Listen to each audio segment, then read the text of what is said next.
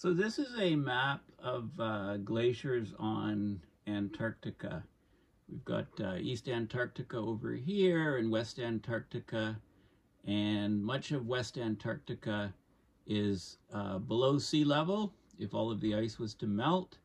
And, you know, it goes down actually even a kilometer or two under some of these ice fields. So the warming water is really problematic because West Antarctic ice sheet is quite unstable, and glacier melt rates are greatly increasing. Pine Island Glacier, or PIG for short, is very problematic. Also Thwaites Glacier, very problematic. If Thwaites Glacier goes, that's 0.6 meters or 60 centimeters of sea level rise just from that alone. So in this video, I'm going to talk about some new research that was just published by Eric Rigno and others, and they're using a very, very interesting satellite to use differential interferometry to measure accurately the daily changes in the Thwaites Glacier as you go from low tide to high tide. And it turns out that the tidal action on a daily basis actually lifts the glacier up in certain locations, and with high tide, and drops it down with low tide. Sometimes tidal water gets trapped underneath, and they measure the pressures and other physical parameters that show that this is actually happening, and they see the fringes on the interferometry change, indicating the huge flexure of this glacier. So this is a new mechanism that hasn't really been measured that before. So this is a very significant advance on measurement of physical parameters of glacier melt. And of course, what it shows is that the glaciers will melt much more quickly than expected in the all of the computer models, etc. So this is a very significant paper. So this is what I'm going to discuss in this video. So I'm Paul Beckwith, and I'm going to try to distill some very complex science on the physics of glacier melt to you, sort of in everyday terms, so that people can understand, and then also put this into the context of abrupt climate system change. Okay, so this is a great map. This is actually from Rigno et al. 2011. It shows the ice streams of Antarctica, and where the flow rates are highest is in the meters, ice velocity in meters per year, so the bright red is the highest. So the ice is moving very quickly. This is a dynamic system. If you Google map of Antarctica, you can get sort of, a good feel for different various maps. And here's one here. So we've got East Antarctica, West Antarctica. Here's the Pine Island Glacier, PIG, and the Thwaites Glaciers over in this way. Got the Ross Ice Shelf, Antarctic Peninsula. Okay, so these, you can see the key features of Antarctica. These are some more images of, the map of the glaciers in Antarctica and flow rates, etc. So I picked this one, but there's lots of really good illustrative images of glacier flow. You could also look at Antarctica, Google Antarctica topographic map, look at the contour lines without ice. So what does Antarctica look like without ice covering it? And you can get lots of good data. For example, here's one here. This shows the bed elevation meters above sea level. So anything blue is below sea level. So the blue areas are actually below sea level. The ice is grounded on bedrock that's below sea level. This is problematic because the water can infiltrate deep inside and increase the melting. So here's another view, kind of at an angle. And you can see the deepest spots underneath the ice are about 2,800 meters or 2.8 kilometers. In some of these regions, the water is very, very deep. So if the ice is grounded on bedrock, it's pushed down from above. Okay, if I go to here, there's a NASA map that shows what Antarctica would look like without ice. This was, it's a bit dated, but it's a very good topography map. It's called BedMap 2. And let's just have a look at the animation, because I think it's very useful. The Antarctic ice sheet covers 98% of the continent and contains more than half of the world's fresh water. But it doesn't just sit there like a giant ice cube. Much of the ice is constantly flowing toward the sea under the force of its own weight. Measuring the thickness of the Antarctic ice sheet, more than 3 kilometers thick in some places, and mapping the topography of the underlying bedrock helps us understand how the ice flows, and ultimately, how much it might contribute to sea level rise. An international consortium of scientists, led by the British Antarctic Survey, recently released an updated map of the bedrock that lies beneath the ice sheet.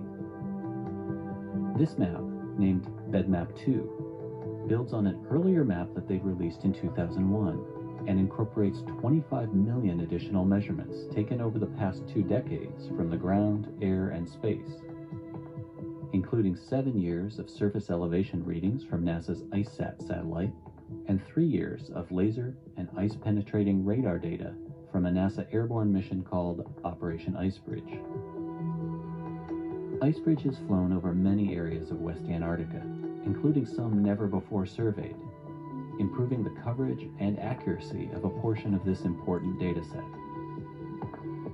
BedMap 2 gives scientists a more accurate picture of the terrain that lies beneath the ice sheet, along with ice thickness and surface elevation data. Together, these measurements will improve scientists' understanding of the evolving Antarctic ice sheet and its influence on the surrounding ocean and our global climate, and will enhance scientific understanding of the continent.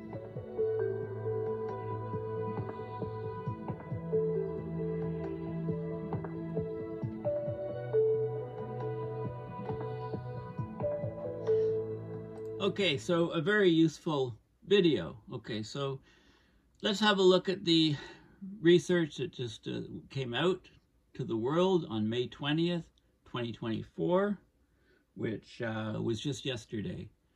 So the satellite radar data, it shows kilometer scale seawater intrusion causing the whole ice sheet to rise and fall. Okay, this is daily with the tide, so it flexes the ice.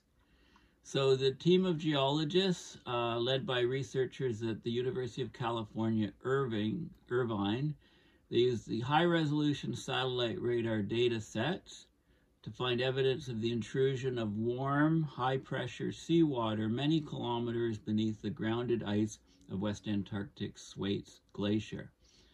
Okay, so I'll show you the paper that was just published in Proceedings of the National Academy of Science. I'll talk about the details of that paper, which is here.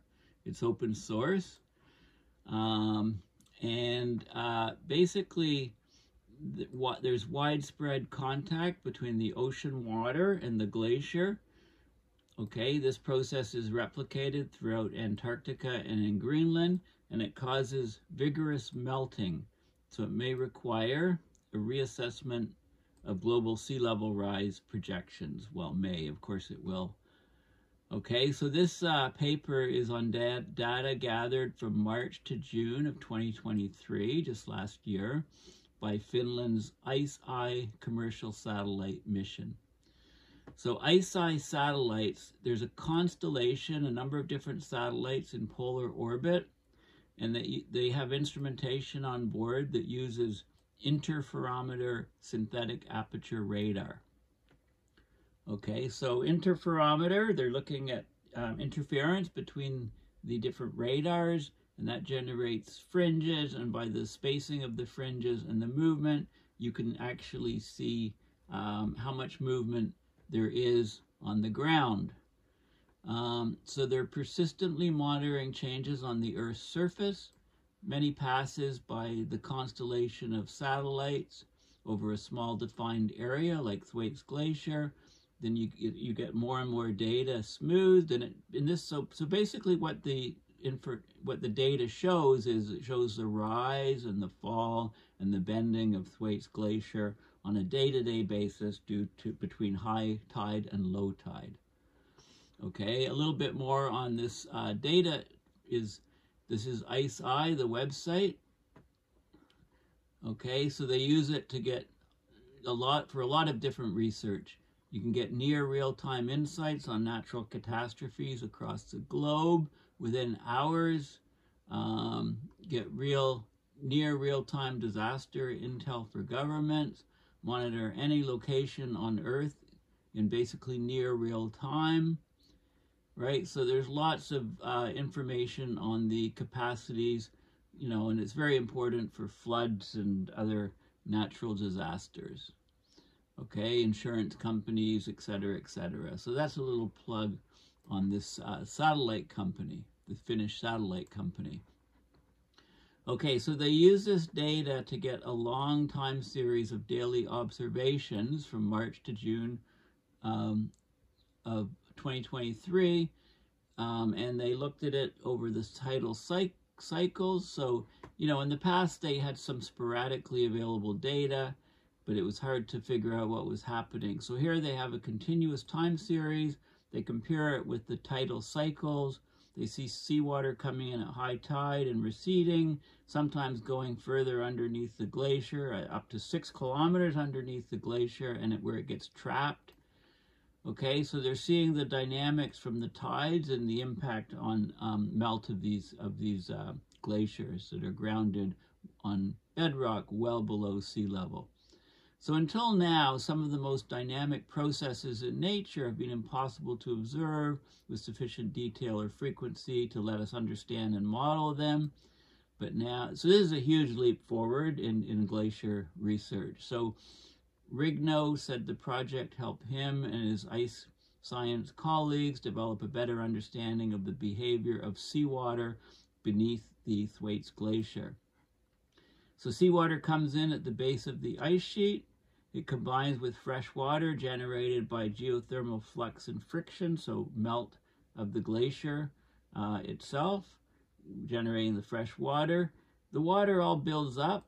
It has to flow somewhere. So it's distributed through these natural channels or conduits. It collects in cavities under the glacier, which creates enough pressure to elevate the whole ice sheet. There's places where the water is almost at the pressure of the overlying ice, so just a little more pressure is needed to push up the ice. The water's squeezed enough to jack up a column of more than half a mile of ice. The forces are enormous. Okay, it's not just any seawater. So there's evidence the impact of climate change is changing the ocean currents. It pushes warmer seawater to the shores of Antarctica and other polar ice regions.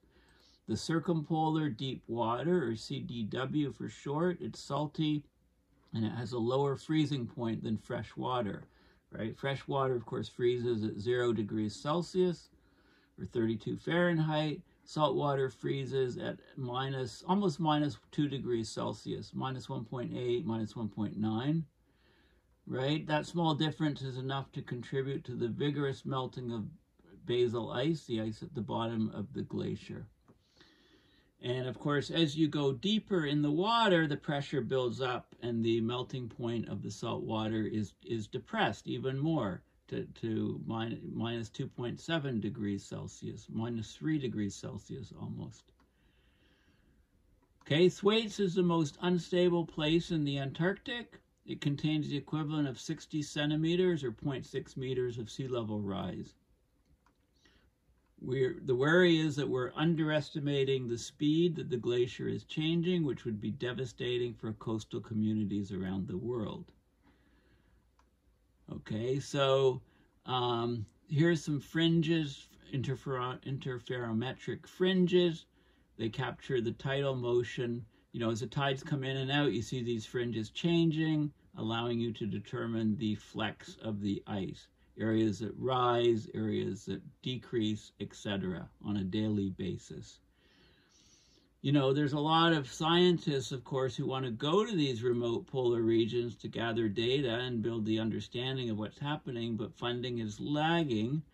And so using the satellite data allows you to do it from your office desk, you know, on the other side of the world from these glaciers. Okay, so putting all this additional information on the tidal flexure of the ice, put it into ice sheet models, and we can do a much better job, hopefully, of reproducing ice melt and having better confidence in projections of sea level rise. So this is all new cutting edge research, and it will be put into the models to improve the models. Okay, so let's have a look at the actual peer-reviewed paper here. So widespread seawater intrusions beneath the grounded ice of Thwaites Glacier, West Antarctica, just published and reported to the world yesterday. So we know that the water in the southern oceans is warming significantly, and it's undercutting the glaciers, and it's greatly increasing glacier melt, and it's greatly decreasing Antarctic sea ice. And we've seen a huge drop in Antarctic sea ice since 2015 on multiple years, both in the winter and in the summer. This is going to greatly increase Antarctic sea level rise, Antarctic melt, and therefore global sea level rise. So warm water from the Southern Ocean has a dominant impact on the evolution of the Antarctic glaciers. Evolution of, melting of, and their contribution to sea level rise. So they use a continuous time series. They got daily repeat satellite synthetic aperture radar interferometry data. Okay, the constellation of satellites passed over the region. They could detect the height of the ice with their synthetic aperture radar interferometers from this Ice Eye constellation, so March to June of 2023, and they documented the ice grounding region, or grounding zone, or region of tidally controlled migration of the transition boundary between grounded ice and ice afloat in the ocean at the main trunk of the Thwaites Glacier, West Antarctica. It's a strong contributor to sea level rise right now. It's got enough ice to cause a 0.6 meter global sea level rise, 60 centimeters. The ice grounding zone is 6 kilometers wide in the central part of the Thwaites. There's shallow bed slopes. It's 2 kilometers wide along the flanks with steep basal slopes, basal being the bottom of the ice. So they detect irregular seawater intrusions, 5 to 10 centimeters in thickness, that extend up to 6 kilometers upstream at high tide. So high tide, the whole thing's lifted up, the water penetrates 6 kilometers upstream in a bed depression located beyond a bedrock ridge that impedes the glacier retreat. So the seawater intrusions align well with regions predicted by a subglacial water model. There's a high pressure distributed subglacial hydrology system and there's lower pressure subglacial channels. Okay, so the pressure, they measure the pressure in the megapascals in the different regions that would be required to lift up, you know, a huge thickness of ice. The pressurized seawater intrusions induce vigorous melt of grounded ice over kilometers. It makes the glacier more vulnerable to the ocean warming, and it'll increase the projections of ice mass loss. So that needs to be determined still. Kilometer-wide, widespread seawater intrusion beneath the grounded ice may be the missing link between the rapid past and present changes in ice sheet mass, okay? In the Paleorecords, we've seen huge increases in melt rates of glaciers, and they haven't been able to be modeled. And this mechanism, the tidal lifting and collapsing, is probably, you know, the missing link. It can probably make the models replicate what happened in the Paleorecords. So this is very significant information. I'll just go a little bit into the intro and then show you the results. So the Antarctic ice sheet has been a major contributor to sea level rise over the past 4 decades. The mass loss is not caused by a decrease in snowfall, i.e. less generation of ice. It's being caused by a speed up of the glacier movement in West Antarctic, the Antarctic Peninsula, and the Wilkes Land sector of East Antarctica. The glaciers are speeding up because there's been an increase in glacier melt in contact with warm, salty ocean waters of circumpolar origin, or circumpolar deep water, the CDW. The CDW has gained access to the continental shelf, the ice cavities, and the glaciers over the past 40 years because of an increase in the strength of the westerly wind circumventing Antarctica. Why have the westerly winds around Antarctica increased in strength? It's a combined effect of rapid climate change, warming because of the greenhouse gas emissions, but also from a cooling of the Antarctic stratosphere. Why is the Antarctic stratosphere cooled? Because we've depleted the stratospheric ozone, which absorbs energy, right? It absorbs the UV and therefore heats up, and it heats up the stratosphere. With the ozone depleted, the stratosphere is colder, there's a higher temperature gradient, and therefore to other parts, lower parts of the atmosphere, etc. So the polar vortex is much stronger, so the westerly winds has increased in strength. Okay, and it's pushing more water underneath the glacier, so the melt has greatly increased. Okay, so central to the glacial loss are the physical processes taking place at the transition boundary between the grounded ice and ice floating in the ocean. It's called the grounding line. It should really be called the grounding zone. So at the grounding line, the glacier traverses hydrostatic equilibrium, then becomes depressed a few meters below hydrostatic equilibrium, so that the glacier's flexing. So parts of it are rising, parts of it are dropping.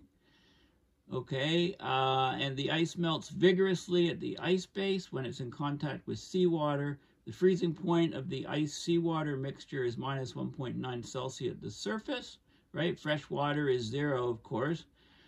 The freezing point of the seawater, it decreases by 0.75 degrees Celsius for every kilometer of water depth. This is very important.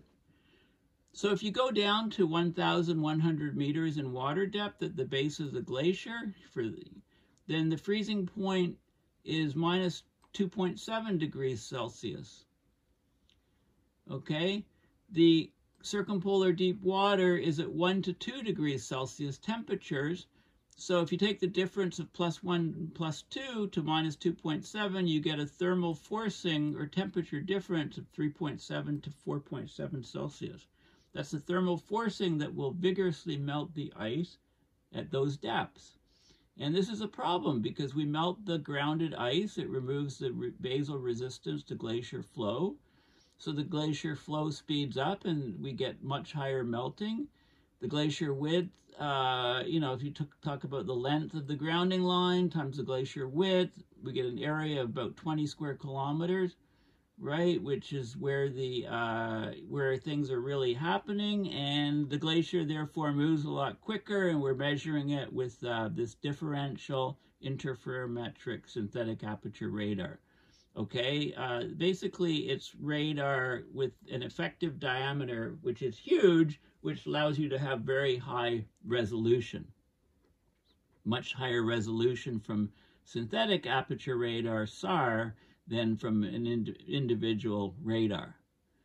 Okay, you get, this is why during World War II, the British had radar stations separated, and then they combined data from all of them to create a sort of synthetic aperture radar to get high resolution of the aircraft coming over to attack from Germany.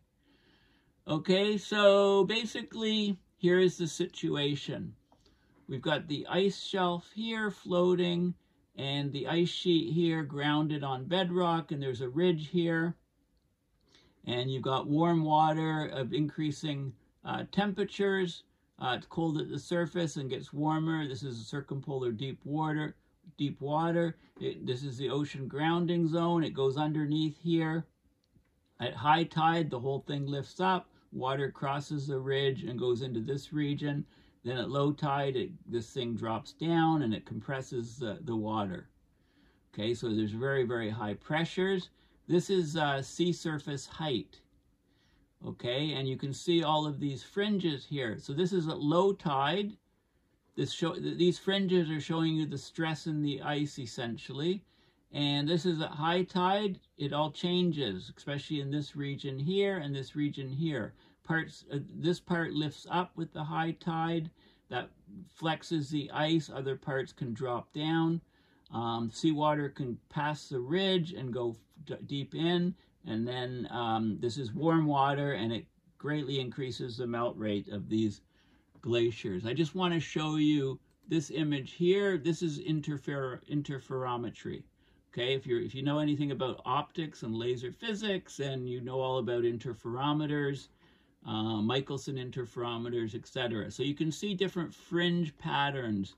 You know, you get different fringe patterns. If you take a piece of glass and look at it under a microscope, you can often see, or a thin film of oil on water, you can see these sort of fringe patterns, and they show stresses in a material. Material scientists use this all the time to look at the stresses within material. Okay, so there's lots of data on it. On a graph, you'll see all these different fringes developing. So it's interference patterns. And it shows you, it tells you a lot about the stresses within the material. So in this application, it's being used to look at the stresses and flex of the Thwaites Glacier. Okay, so let's just have a look at some of the some other information here that's important. Okay, so this bedrock ridge here, it's called the Maginot Ridge. It's about 5 kilometers long. Okay, it's about 9 kilometers in width across the flow. It's 200 meters in height. Okay, so above seafloor. So it's a grounding, it's a temporary barrier for the glacier retreat as its prograde bed slope. So bed elevation rises in the inland direction. As you go inland, it rises up. That's sort of the normal case. It protects the glacier from a marine ice sheet instability. About 13 kilometers inland of it is a second ridge called the South Ridge, which is about 5 kilometers long, 5 kilometers wide at 960 meter depth. Bed elevation drops below 1,000 meters over the next 17 kilometers, and then below 1,300 meter, another 30 kilometers upstream. So basically, if the ice recesses past these ridges, then the whole thing is going to collapse. Okay, raising sea level 0.6 meters. So how long will that take? Well, that's the money question, if you like. Okay, at present, Thwaites Glacier drains an area of 192,760 square kilometers with an ice volume above sea level equivalent to 65 centimeters global sea level rise, mass loss to the ocean of 634 gigatons, right? It lost mass between 1979 and 2017 of 634 gigaton. A gigaton is 10 to the 12th kilograms. During 1992 to 2011, the grounding line retreated at 1 kilometer a year at the center, one of the fastest retreat rates in Antarctica. It's between 2011, luckily it decreased by about half. Okay, but it's not in the models. Okay, this daily tidal flexing, etc. Okay, so the tidally driven changes in sea surface height. So basically, there's a couple effects here. Changes can happen in the barometric or air pressure, and there's an inverse barometer effect. So as the air pressure loses a millibar of pressure, then the ice moves up. Okay, there's a rate of about 1 centimeter rise per millibar. Okay, the air pressure varies more slowly than the tidal cycle, but it modulates the sea surface height significantly. So the inverse barometer effect is important. And the tides, as the tide come in and out, then you see the glacier moving. So this is these are images here showing the grounding line positions, and you can see where water is intruding, and the orange is in phase with the tide, and the green is out of phase. So in other words, the out of phase green occasionally happens is the tide comes in, it lifts up the whole glacier, the water goes deep, penetrates 6 kilometers in, and then gets trapped there. As the tide goes out, the glacier drops down and the water is trapped. That's the orange. And the green is, did I get those wrong? Red line, green lines are seawater out of phase with sea surface height. Okay, so the orange lines are in phase with the tides. The green ones are the water that's trapped. And these are the interferometric fringes. Okay, the fringes are very close where the stresses are high. It's a pinning point of the glacier, if you like, on that little rise. And you can see the changes. This is on May 12th, 2023. You can see 545, and you can see, you know, as the tide changes, you can see the fringe nature change. What you're looking at is the flex of the whole ice sheet. So these are images on the same day as you go through the cycle of tide in, tide out.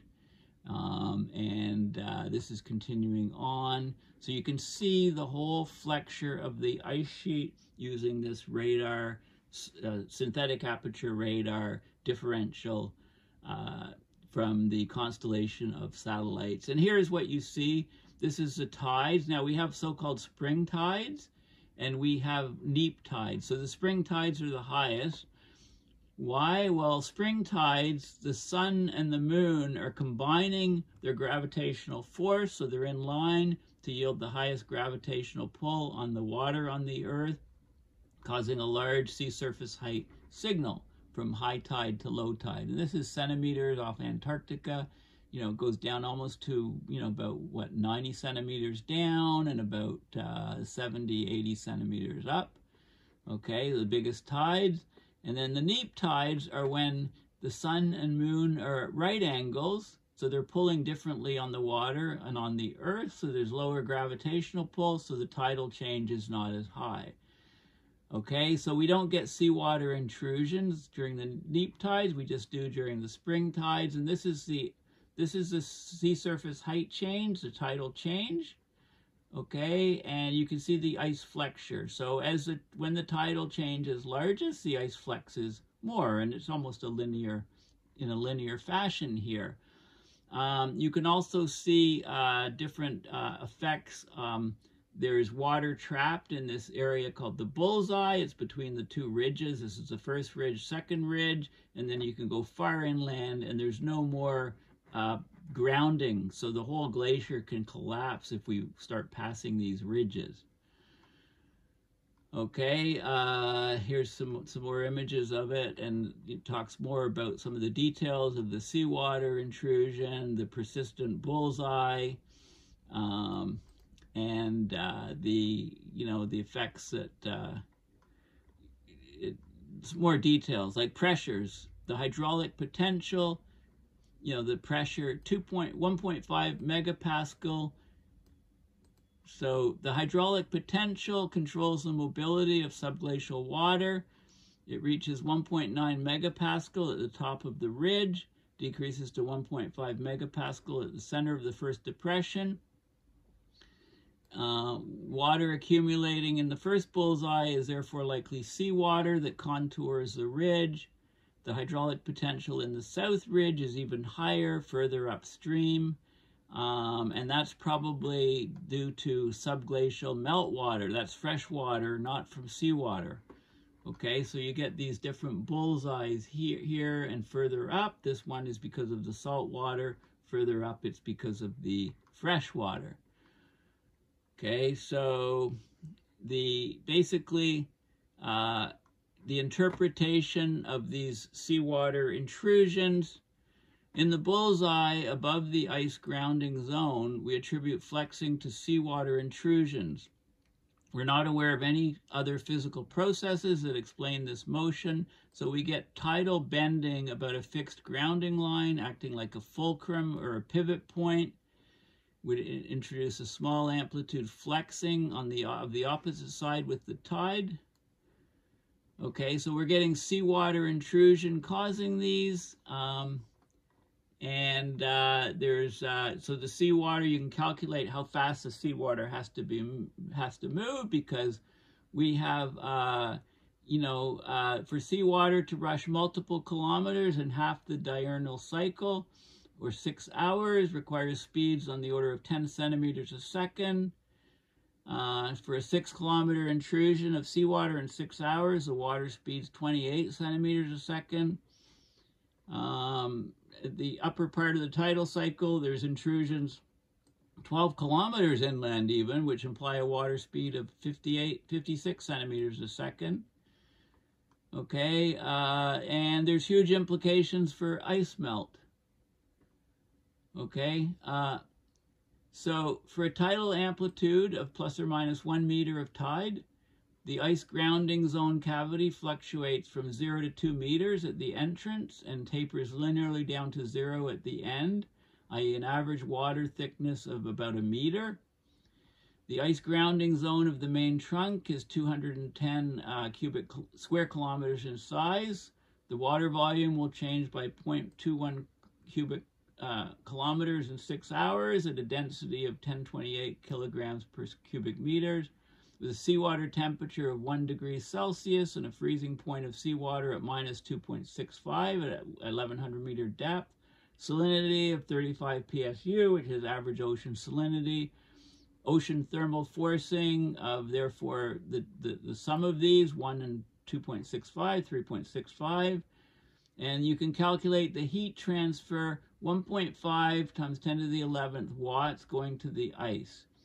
If all the ocean heat were available to melt ice with a latent heat of fusion, 334,000 joules per kilogram, we'd have 43 millisverdrups of melt rate, or an average melt rate of 65 meters per year within the ice grounding zone. Okay, so you can calculate basically how long things will take to melt. Okay, and so this needs to go into the models. The answer's not here, but basically this has huge implications. So the authors used indirect evidence, the flexing of the ice, from the presence of seawater at the glacier base, from bright radar echo reflections typical of a wet and smooth salty bed extending kilometers inland of a fixed grounding line. Basically this greatly increases the melt rates and is a huge problem for future retreat rates. So at present, the grounding zone of Thwaites Glacier is retreating along this prograde slope. And you can go back to the initial image here, right? The slope is increasing as you go further in, the water's shallowing. This is a prograde slope. That's the situation at the moment. Okay, so this is a stable type situation.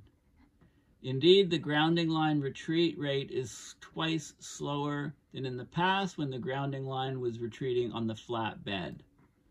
Okay, so it was retreating on a flat area, it was faster, now it's on a prograde, but it's going to be, the retreat's not halted by this slope, right? When it reaches the crest of the slope, it can go, there's intrusions of seawater 12 kilometers in, right? So that'll melt the ice back, and once the glacier grounding line retreats past this Mugano Ridge, and again, I need to go back to this diagram, the Mugano Ridge, once this is melted out here, there's nothing stopping the glacier. There's a little bit, well, maybe this ridge over here, but then that ridge is much shallower. Well, it's deeper, it's much smaller off the seafloor, and it will have much lower effect. It'll just delay, right? The grounding line will retreat to the South Ridge. South Ridge is a smaller obstacle. It may take only 10 or 20 years, they estimate, before the glacier retreats past the South Ridge into the deeper basin, at which point a fast retreat will resume, nothing stopping it. Okay? So the future of Thwaites and other Antarctic glaciers hinges on how fast warm waters erode the grounding zones over large distances, much faster than anticipated by current models.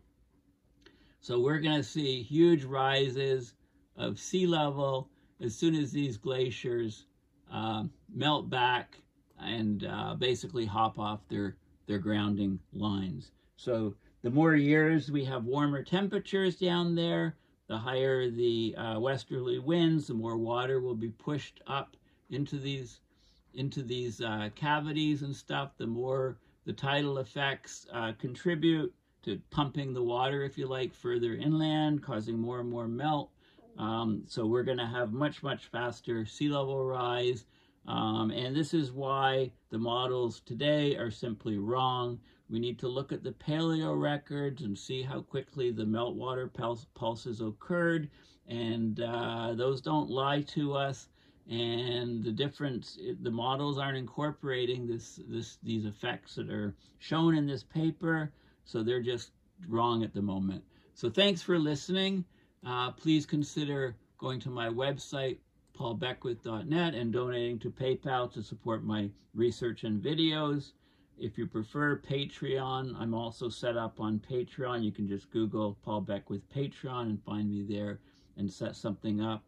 Thank you for supporting my work. I'm very grateful for all of the people that have been supporting my work, allowing me to continue doing these videos for many, many years.